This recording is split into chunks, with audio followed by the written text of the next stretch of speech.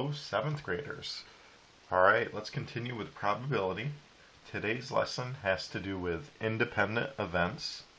So independent events are two events or more that don't affect each other at all. So the probability of event A has no impact on event B, or the second event. All right. Now, in order to find the probability of two independent events, you find the probability of each and you multiply them. All right, so it's pretty straightforward. All right, so let's start with an example. So I have a quarter here. All right, it has heads and tails. I also have a standard deck of playing cards. So there's 52 cards in here. All right, unless one of my kids stole one that I don't know about. That's very possible, but let's assume there's 52 cards in here.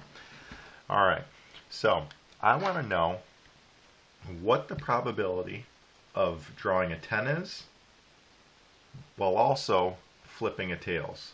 All right, now these are two independent events because they don't impact each other at all. Because, oh, I just had to pause the video for a second. My computer was going to die. All right, so I'm saying these are two independent events because me picking a card doesn't impact how I flip this coin. All right, so the probability of getting a 10 is the number of favorable outcomes, which is 4 because there's a 10 of hearts, 10 of diamonds, 10 of clubs, 10 of spades. All right, so I have 4 favorable outcomes all over my total possible outcomes, which is 52 in here. And then my probability of getting a tail on my coin is 1, because there's only one tail, out of 2 possible outcomes, because there's a heads and tails.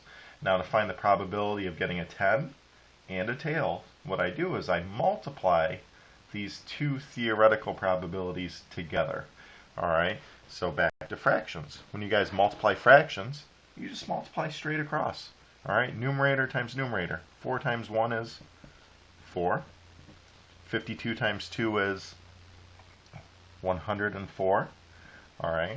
I could have also cross-reduced here. Some people are very good at cross-reducing. All right. You can simplify any numerator with any denominator. All right. But here I'm going to simplify my answer. So my probability of getting a 10 and a tails is 4 out of 104. All right. That's a pretty small fraction if you think about it. All right. 4 is my part. 104 is my total. All right. That's a very small fraction. Now I can simplify this. All right, I'm pretty sure, well, these are both even numbers, so I can divide both by 2. All right, divide by 2. And that gives me 2 out of 52. All right, and I can simplify a little more. I like doing the whole even trick because I'm not very good at mental math. All right, 2 is divisible by 2.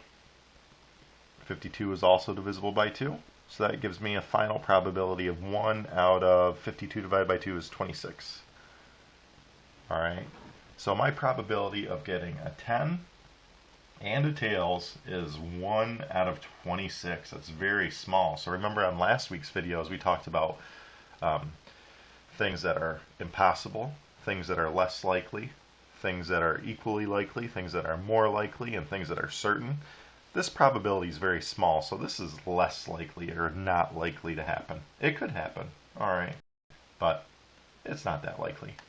All right, is there anything else I want to do? I don't think so. So you guys have an IXL skill that I've given for you to practice. All right, I think most of the IXL skills in here have to do with marbles. All right, so you'll have like 4 marbles. One of them will be blue. And then you'll also have a spinner. And let's say the spinner has 4 sections. I'm going to make it easy. All right, and let's say I label these spinners 1, 2, 3, 4. All right, and IXL will ask you, what is the probability of drawing a blue marble and spinning a 2? All right, this is easier than the ones on IXL because the ones on IXL, the spinners have like 10, 12 different sections. So it's not harder, it's just a little more tedious. All right, so the probability of my first event for the blue is 1 out of 4. my probability of my second event, spinning a 2, is also 1 out of 4. Alright, now I'm going to multiply them together. 1 times 1 is 1. 4 times 4 is 16. So my probability of getting a blue and then spinning a 2 is 1/16. So again, not very likely. Alright guys, so I hope this video helps. As always, feel free to send me some messages if you guys have questions. Alright? I'm always here to answer your questions. Have a good rest of your day.